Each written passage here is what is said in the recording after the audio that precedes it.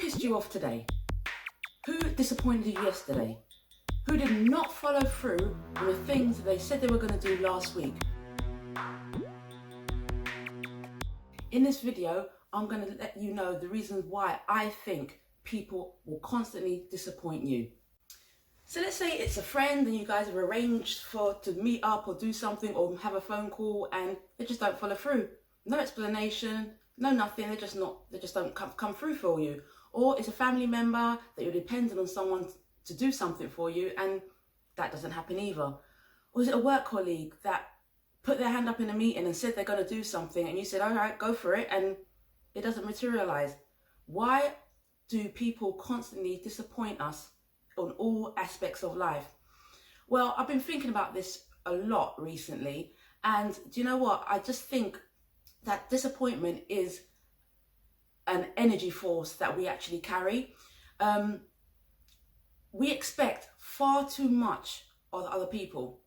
And don't get me wrong, I'm not saying that you shouldn't expect people to do things, and when people say things or make promises, they should actually follow through. I agree with that. However, when you look about the energy field of that whole disappointment, how often are you disappointing yourself? How often are you making promises to yourself that you're not following through? Those little snippets of energy where you disappoint yourself, they carry through. The people that are around you that you think or get upset about disappointing you or not doing things that they said they were going to do, those are just the energy, that's the energy that they're feeding off from you, because you are not even doing the things that you say you're going to do for yourself. For example, I've been really thinking about it the last 2 weeks. If you make a decision to wake up early in the morning, you set your alarm clock for 5, 6 or whatever time you wake up, the alarm clock, you make that decision that night, I'm going to wake up at 6 o'clock. Yeah, you've made that promise to yourself because you want to do X, Y, Z. You've got a morning routine you want to try.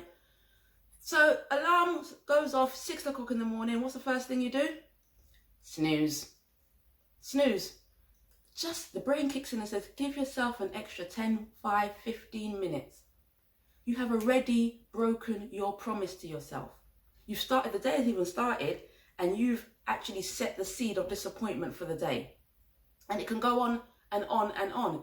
You decide, okay, today I'm going to eat healthy, or today I'm going to eat clean, or today I'm going to fast, and you break that promise to yourself. The brain kind of remembers that. It remembers what the agreement you made, but then it also remembers how easy it is for you to break that agreement, and that guilt that you feel for breaking that agreement, that's all energy.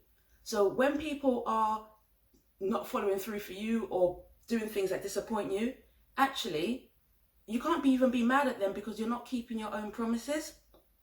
So try and experiment and see.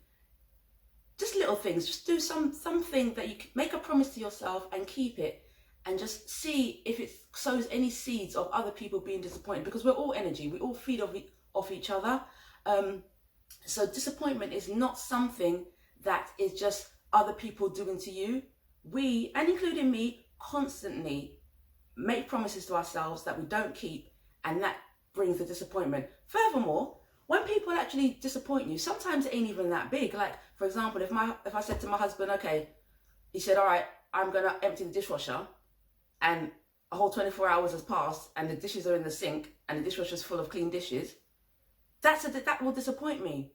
But actually, the disappointment is because I know that maybe I didn't do my workout that day. So that just brings up that thing of, gosh, he's disappointed me, but I'm already feeling disappointed, and that's just another caveat to my disappointment. But it's his fault. It's nothing to do with me. I'm not taking responsibility. It's his fault because the dishes are in there because he never emptied them like he said he would. But the same way, when I put on that extra pound a week or an extra £2 that week, the disappointment is me. It's my own doing. So people will constantly disappoint you when you disappoint yourself. So make it a priority to keep the promises to yourself in order to create that energy that people know if they make a promise to you, or if they say they're going to do something, actually they will follow through, because they know that you will always follow through on the things that you do for yourself and for them. But it starts with things that you do for yourself. If you cannot raise your expectations and levels of what you expect from you, don't blame other people for the things that they say they're going to do and don't, because it all starts with the energy that you're creating in you.